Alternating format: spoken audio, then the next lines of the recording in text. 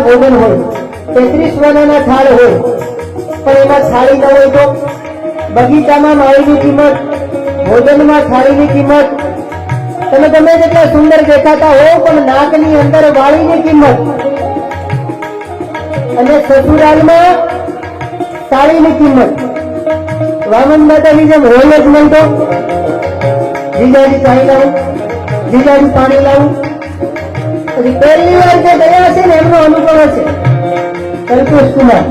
પહેલી વાર જઈએ અને ગ્લાસ આવે ને એટલે આપણને આમ ગભરામણ થાય કે આ પાણી થશે ને કે આમાં રામરસ ભેળવ્યો છે. એટલે સસુરાલમાં સાડીની કિંમત, એમ ગાવાવાળા સુંદર હોય, નારાયણભાઈનું આટલું સરસ મજાનું આયોજન હોય, પણ એમાં તમારી સાડી ન હોય તો હાલો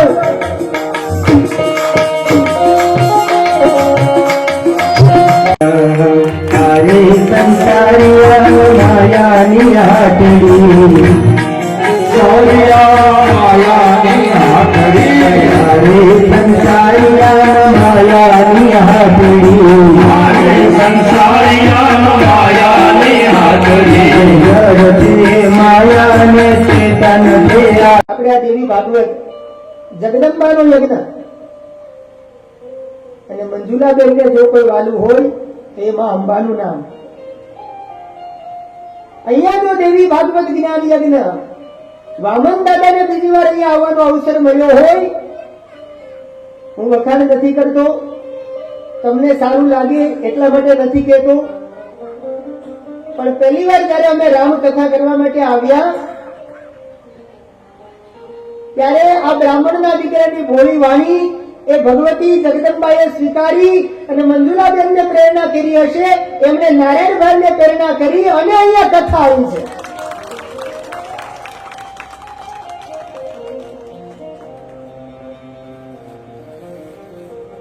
અને આમ પણ એવી કહેવત છે કે કોઈ પણ સફળ પુરુષ હોય ને, એવી કહેવત છે કે કોઈ પણ સફળ પુરુષ હોય એની પાછળ કોઈ પણ સ્ત્રીનો હાથ હોય છે. નારાયણભાઈ નો જે પરિવાર, ખરેખર આજ મને કહેવાનું મન થાય કે આજે નારાયણભાઈ તો રાજી છે, આખો પરિવાર તો રાજી છે, પ્રસન્ન છે, આખું પલસાણા ગામ રાજી છે, પણ આજ મને કહેવાનું મન થાય કે અંતરિક્ષમાં આ મંજુલાબાનો આત્મા તમારા ઉપર અમૃતનો વરસાદ વરસાવતો હશે કે મારા દીકરાઓ મજલેશભાઈ ને આવું સરસ મજાનું આયોજન કર્યું છે મને. કારણ કે માની કથા છે એટલા માટે માના નામથી આરંભ કરું છું. વાલા, મને બે શબ્દો બહુ ગમે છે, જીવનમાં ઉતારવા જેવા છે, તમારા માટે કામના છે આ બે શબ્દો. જો સુખી થવું હોય, આ શબ્દો સ્વર્ગસ્થ પ્રવીણ દાદાના છે, મારા બાપુજીના છે. વાલા, મારા બાપુજી અમને એમ શીખવાડતા કે બેટા જીવનમાં સુખી થવું હોય તો પેલા અમ્મા, સુખી થવું હોય તો પેલા નંબરમાં આવે અમ્મા અને બીજા નંબરમાં આવે માં અંબા. આ બે ના છેડા જે પકડી રાખે જગતમાં કોઈ દી એનો વાળ વાતો નહીં થાય. પેલા સેવા કરવાની માની અંબા. એટલે આજ આ મંજુલાબેન ઈ પણ આમ અંતરિક્ષમાંથી આમ ફૂલડા વરસાવતા હશે, તમારા બધા ઉપર ખમકારા કરતા હશે, પ્રસન્ન થતા હશે. એમના રાજીપા માટે માં અંબા એની કથાનું આયોજન એટલે દેવી ભાગવત મહાપુરાણ. આજ પ્રથમ દિવસ છે બાળક, અને પ્રથમ દિવસની કથાને આરંભ કરવું એ પહેલા આજની કથામાં પધારેલા સમસ્ત ભાઈઓ, બહેનો, બાળકો, વડીલો, આપણા ગામના પ્રથમ નાગરિક સરપંચ શ્રી રાધિકાબેન તેમજ અન્ય તમામ મહાનુભાવો સાથે અમારે જસુ દાદા આશીર્વાદ આપવા માટે પધાર્યા છે. અન્ય સમસ્ત આપણું આ પલસાણા ગામ, સમસ્ત નારાયણભાઈ એમ પટેલનો આ બધું આપણે નારાયણભાઈના પરિવારમાં આવીએ તો આજની કથામાં, પ્રથમ દિવસની કથામાં પ્રવેશ કરવું એ પહેલા ભાઈઓ, બહેનો, બાળકો, વડીલો, આપ સૌના હૃદય મંદિરમાં બિરાજમાન પરા અંબા માં ભગવતી જગદંબાને મારા વંદન. સૌને જય અંબે માં, જય અંબે. પાછળ અવાજ આવે છે ને, આપણે આમ જો ભોજનની વ્યવસ્થા છે, પેલા ભોજન કરવાનું છે અને પછી ભોજનની પણ વ્યવસ્થા. તો પ્રેમપૂર્વક આવો વિશેષ કઈ નહીં કહેતા, કારણ કે તમે લોકોએ પોથી યાત્રામાં જેટલો આનંદ કર્યો છે, અહીંથી રામેશ્વર મંદિર ને ત્યાંથી પછી સંકટ મોચન હનુમાનજી, ભવાની માં, જળદેવી, પછી બ્રહ્માણી માં, સિકોતર માં, ત્યાર પછી કુળદેવી માં. હવે કોઈ આટલા દેવતાઓને આપણે વંદન કરીને આવ્યા છીએ મારા. આજે માતાજીને પણ આમ અંબે માને એટલો બધો હરખ હતો કે 2 મંદિર વધારે ભલે ફરાય દાદા, પણ અમને ફરવા અને ગરબે રમવા. આજે તમે જેમ કીધું ને એમ વામન દાદાએ કર્યું છે. બાકીના 8 દિવસ, હવે પછીના 8 દિવસ રોજ જે આપણે સમય મુતાબિક કથા ચાલુ થઈ જાવી. આજે તમે લોકોએ ખૂબ આનંદ કર્યો છે, એ જોઈને હું પણ પ્રસન્ન થયો છું. તમે જયારે ગરબા લેતા હતા ને ત્યારે મને પણ એમ ભાવ થતો હતો કે કાંટો હું મારી આવું, પણ શું કરીએ વાલા, ગરબા આવડતા નથી, કેમ આટો મારવું. પણ આપણે સૌ સાથે મળી વાલા અને 9 દિવસ સુધી આ જગદંબાનું યજ્ઞ, જગદંબાનું પુરાણ, પરમેશ્વરીનું પુરાણ, શ્રીમદ દેવી ભાગવત, એનું શ્રવણ કરવા માટે બેઠા છીએ. ત્યારે સૌ પ્રથમ આ દેવી ભાગવતના મહાત્મ્ય તરફ આપણે આગળ વધીએ. કોઈ પણ પુરાણનો આરંભ કરો ને, કથાનો આરંભ, તો પહેલા દિવસે એ પુરાણનો આપણને પરિચય આપવામાં આવે. મહાત્મ્ય કહેતા પરિચય, ઇંગ્લિશમાં કેવું હોય તો ઇન્ટ્રોડક્શન. ઇન્ટ્રોડક્શન મતલબ પરિચય. જ્યાં સુધી તમને આ પરમેશ્વરીના પુરાણથી પરિચય નહીં થાય ત્યાં સુધી એમાં પ્રીતિ નહીં જાગે. તો સૌથી પ્રથમ તો માણસને પોતાના આત્માનું મહત્વ સમજાવવું. આપણે આ ભગવતીના મહાત્મ્ય તરફ આગળ વધવું છે એ પહેલા માણસને પોતાના આત્માનું મહત્વ સમજાવવું જોઈએ. કારણ હું હંમેશા એમ કહેતો આવ્યો વાલા કે શરીર, મન અને આત્મા, આ ત્રણેય શબ્દો એકબીજાના પૂરક છે. શરીર, મન અને આત્મા.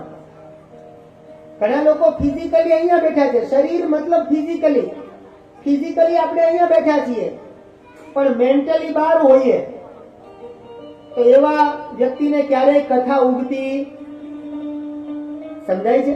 એટલા માટે શરીર એટલે કે ફિઝિકલી તો ગોઠવાઈ ગયા, પણ મેન્ટલી અહીંયા ગોઠવાવું અગત્યનું.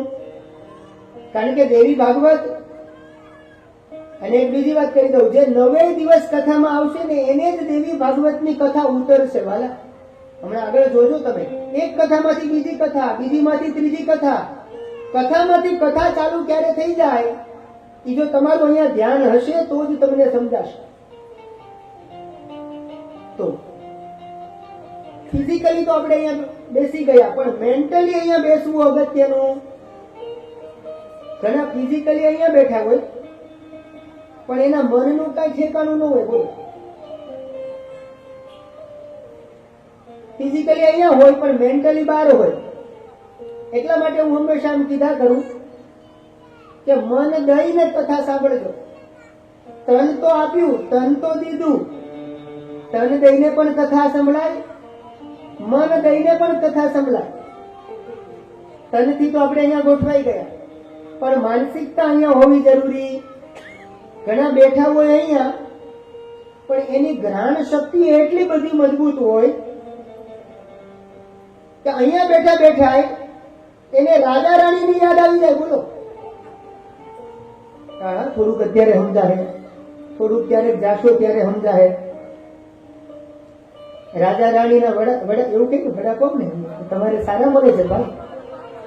આમાંથી કોને કોને ખાધેલા છે વડાપાવ રાજા રાણીના? કોઈએ નહીં. કે બધાએ ખાધા છે એટલે ઊંચી આંગળી નથી કરતા એમ.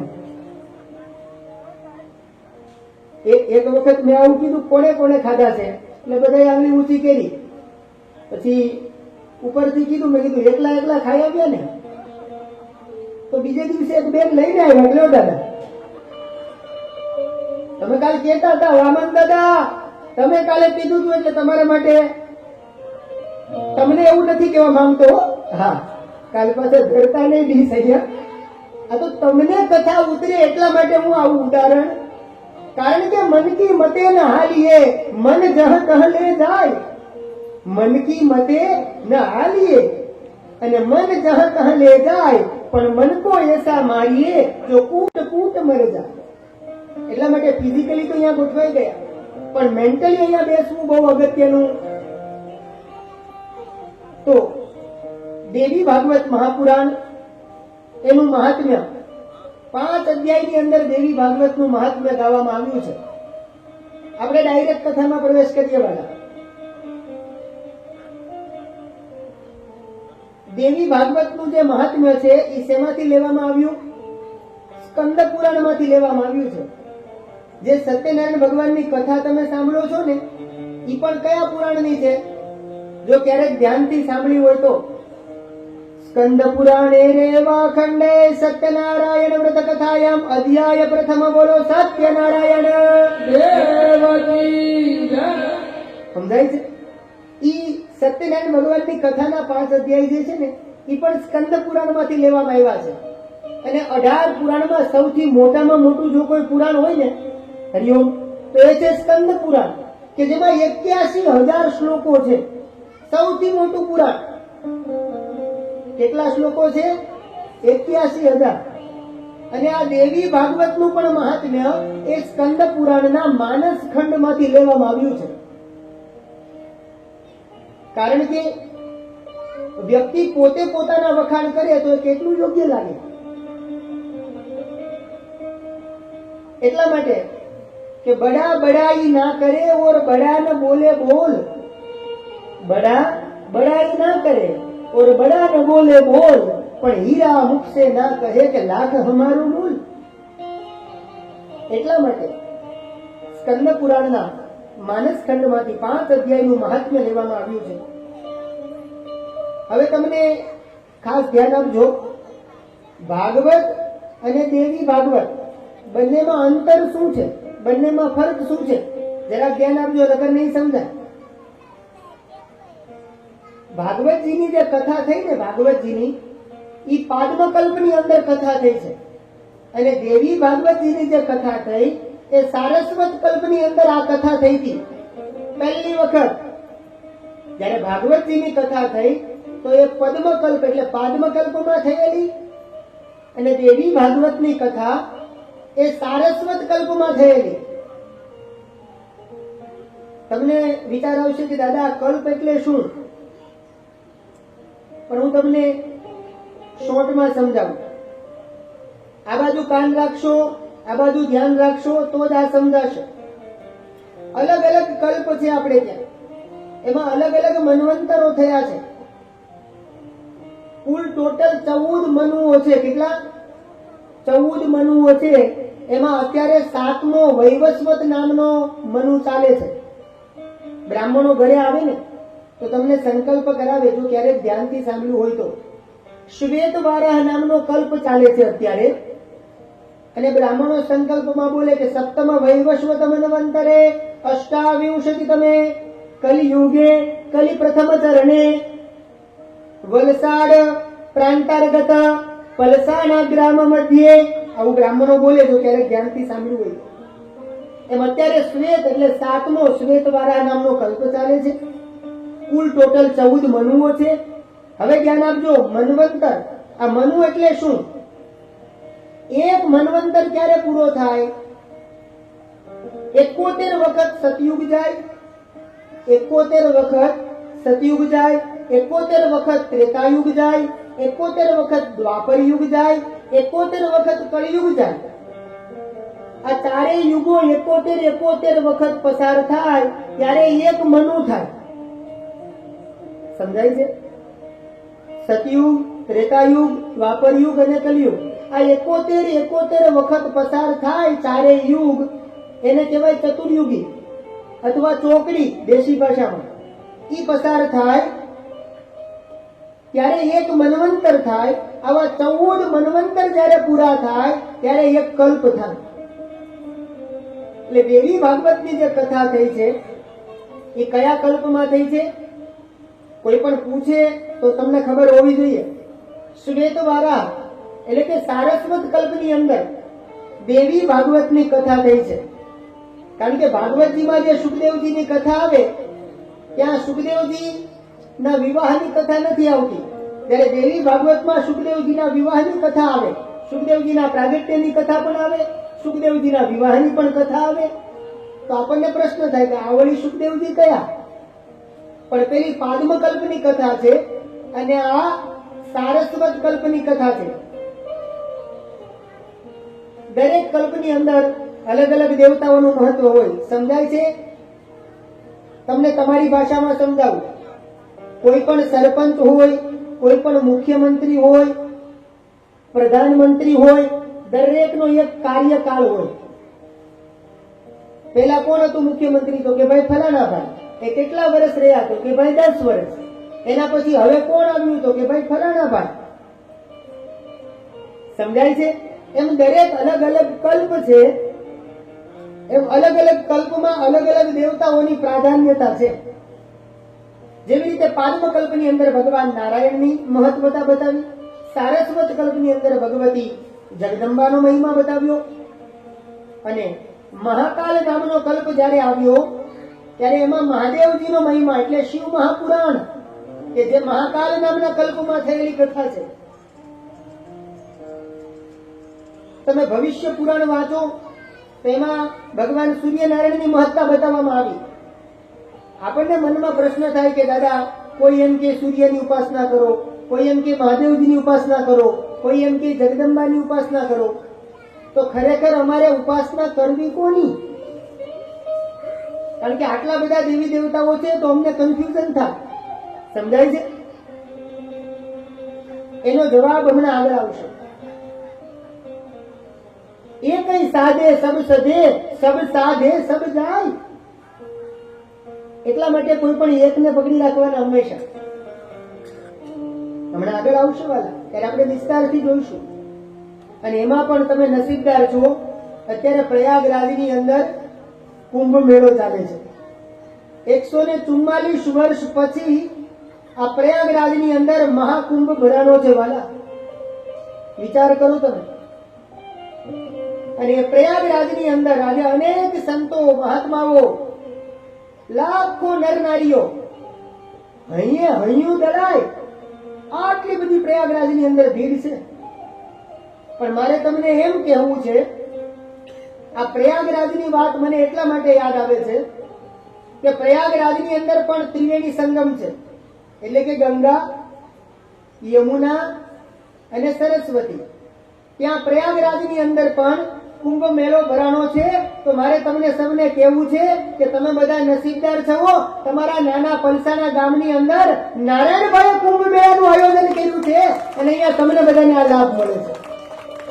સમજાય છે? કારણ કે અહીંયા ત્રિવેણી સંગમ છે, ત્યાં ત્રિવેણી સંગમ છે. જ્ઞાન રૂપી માં ગંગા છે, ભક્તિ રૂપી માં યમુના છે, અને કર્મ અને વૈરાગ્યના પ્રતીક રૂપે માં સરસ્વતી છે. તો અહીંયા પણ નાના પલસાણા ગામની અંદર પણ ભજન, ભોજન અને ભાવ, આ ત્રણનો ત્રિવેણી સંગમ અહીંયા પણ થયો છે. સમજાય છે? પહેલો શબ્દ છે ભાવ.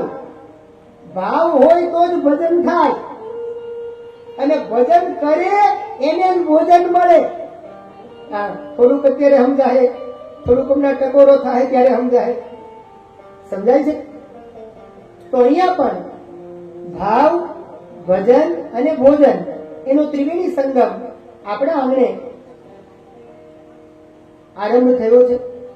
અને દેવી ભાગવત એટલે જગદંબાનું પુરાણ છે, પરમેશ્વરીનું પુરાણ છે.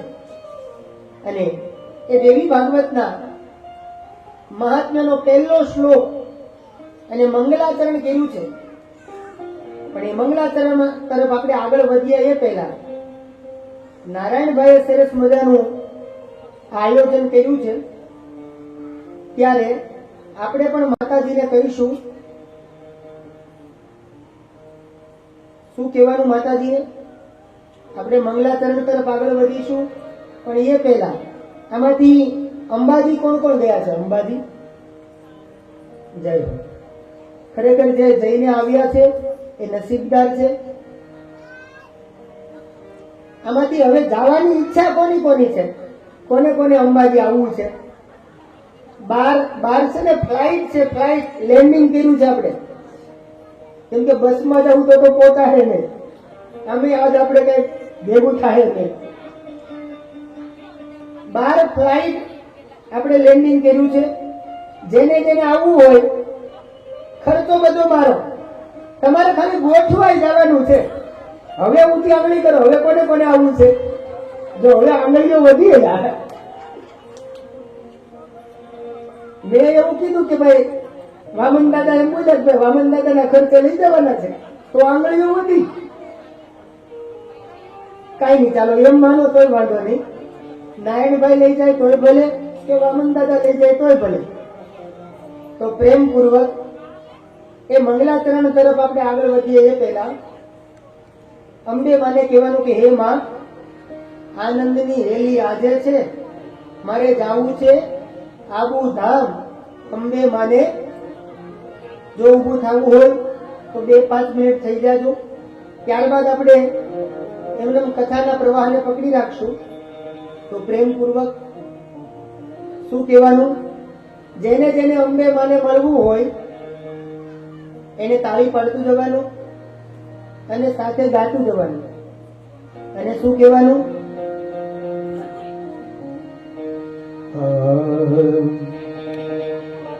કે આનંદની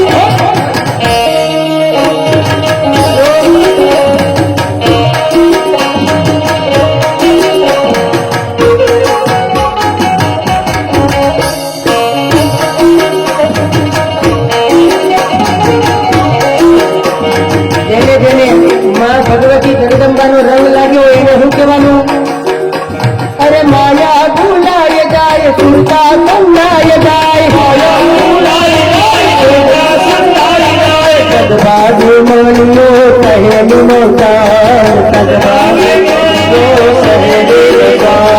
માની કથા મારું લોડા ઝૂલ ઝૂલ ઉપાધિ તો ઘેર છે અહીં તો લીલા લેર છે ઉપાધિ તો ઘેર છે અહીં તો લીલા લેર છે ઘેર માં લીલા લે મારા વાલા ના રાજમાં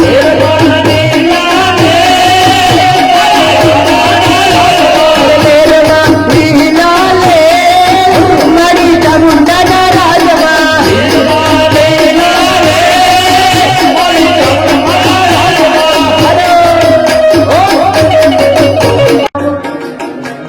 સૌ કોઈ હરખાય છે ચાલી કરે ગાય છે સૌ કોઈ હરખાય છે ચાલી કરે ગાય છે હિન્દુ ના ઉરમાં એવો આનંદ હિન્દુ ના મારી કથામાં હજુ હિંડોળા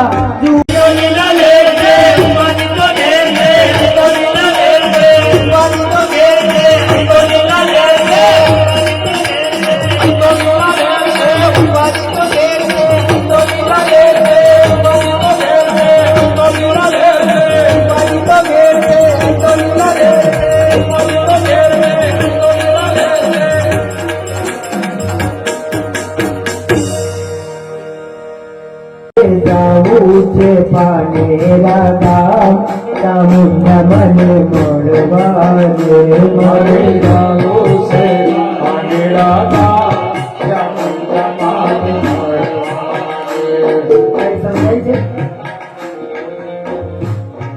હું ઘરે મૂકીને આવવાનું સૃષ્ટવ્યા સર્ગરૂપા જગદવન વિદો પાલનીયા ચરોદ્રી સંહારે ચાપ્યસ્યા જગદિદમખિલં ક્રીડનમ યા પરાખ્યા પશ્યન્તી મધ્યમાથો તદનુ ભગવતી વૈખરી વર્ણરૂપા સાસ્મદવાચં પ્રસન્ના વિધિહરગિરિશા રાધિતાલંકરોતો સાસ્મદવાચં પ્રસન્ના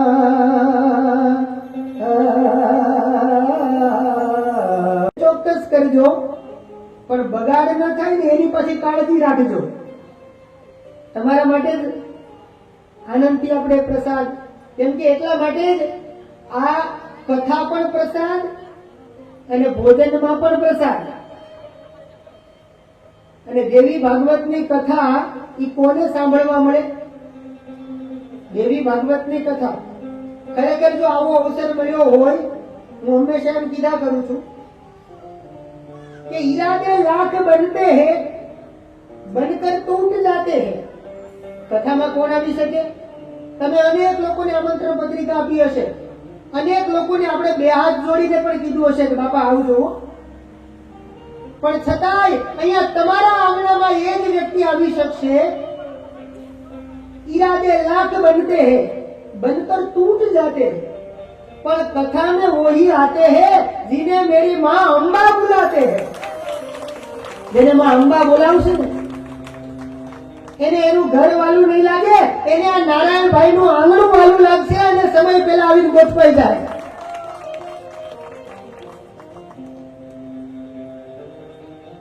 એક સારી વાત કરું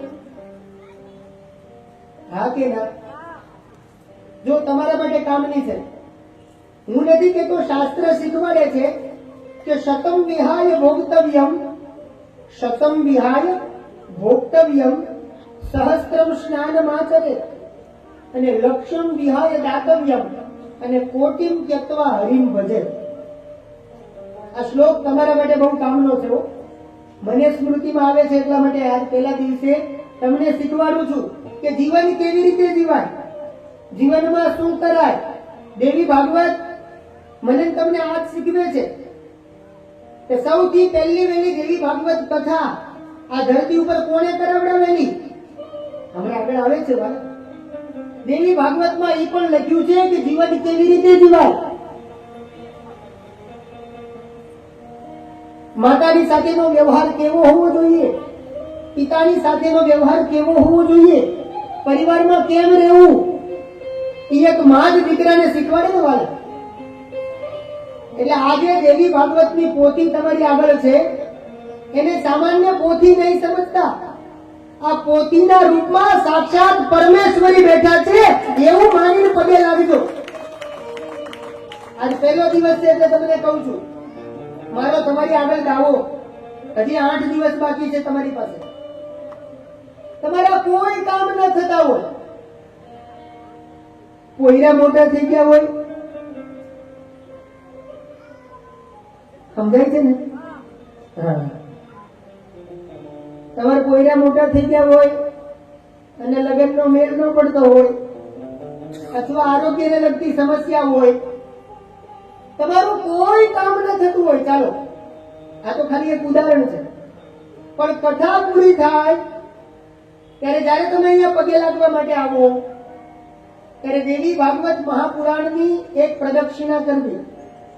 અહીંયા આવી અને દેવી ભાગવત આ કોઈ પુસ્તક નથી વાલા, સાક્ષાત માં અંબા. આજે તમે અંબાજી જાશો તો અંબેમાં ત્યાં નહીં, અંબેમાં અહીંયા બેઠા છે. અહીંયા આવીને માથું ટેકાવશો અહીંયા અંબેમાં, અને અમારા ડાકોર વાળા આગળ માથું ટેકાવી અને જે કઈ માંગશો, મારો દાવો છે આવતું વર્ષ આવે ત્યાં સુધીમાં તમારી મનોકામના માં અંબા પૂરી કરશે, કરશે અને કરશે. એમાં કોઈ બેમત નથી. પણ માથું ટેકાવી તો જુઓ, માથું મૂકી તો જુઓ. ગાવું નથી, પણ અમારા પુનિત મહારાજ બહુ સરસ મજાની વાત લખે કે માથું તારે ખોળે મૂક્યું રે શામળિયાજી, માથું તારે ખોળે મૂક્યું રે શામળિયાજી. સમજાય છે? એકવાર કોકના થઈ તો જુઓ, માથું મૂકી તો જુઓ, પછી ખબર પડે વાલા. પણ પ્રેમ હોવો, મારી વાત હૃદય સુધી પહોંચવી, તમારું કોઈ કામ કેમ ન થતું, એકવાર અહીંયા માથું ટેકાવજો, મને ભરોસો છે. એટલે તમારા માટે કામની વાત એ છે કે શતમ વિહાય ભોક્તવ્યમ, 100 કામ છોડી અને પેલા માણસે જમી લેવું. જો શાસ્ત્ર શીખવાડે છે શતમ વિહાય ભોક્તવ્યમ, 100 કામ છોડી અને પેલા માણસે જમી લેવું. સહસ્ત્રમ સ્નાનમાચરે, તમારે 1000 કામ કેમ ન હોય, 1000 કામ એક બાજુ પડદા મૂકી દેવા અને પેલા નાઈ લેવું, સ્નાન કરી લેવું. 100 કામ છોડી ભોજન કરી લેવું. 1000 કામ કેમ ન હોય, ઈ છોડી અને પેલા સ્નાન કરી લેવું. પેલી નદી સમજો તોય ભલે, અને આ જ્ઞાન રૂપી ગંગા તમારે આંગણે આવી છે, એમાં પણ ભાગમાં હોય તો સ્નાન કરી લેવું. હું એમ કહેવા માંગુ છું. સમજાય છે? 100 કામ છોડી જમી લેવું. 1000 કામ હોય તો હમણાં 9 દિવસ પડતા મૂકી દેજો વાલા. એ 1000 કામ છોડી અને કથા ગંગામાં સ્નાન કરી લેવું. એના પછી કીધું છે લક્ષમ વિહાય દાતવ્યમ, 1,00,000 કામ કેમ ન હોય, પણ જો પરમાત્માએ કંઈક આપવાનો અવસર આપ્યો હોય ને તો દાતવ્યમ ઇતિ દાનમ, કંઈક આપી દેવું જોઈએ વાલા. કોઈ કથા કરાવતું હોય તો આપણે એને કમસે કમ મદદરૂપ તો થઈએ. સમજાય છે?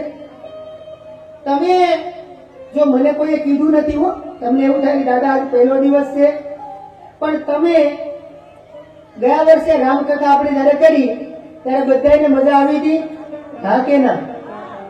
તો આ વર્ષે કયું આયોજન થયું? દેવી ભાગવત નું થયું ને. આ વર્ષે મજા આવશે એની ગેરંટી વામન દાદાની. હા, જેમ પેલા અમારે હકાભા છે અમદાવાદ, અમારે હકાભા ગઢવી, તમે સાંભળ્યા હોય તો, અમારા મિત્ર છે. ઈ એમ કે હું એક જ એવો કલાકાર છું, ગેરંટી આપું આપણામાં મજા આવશે.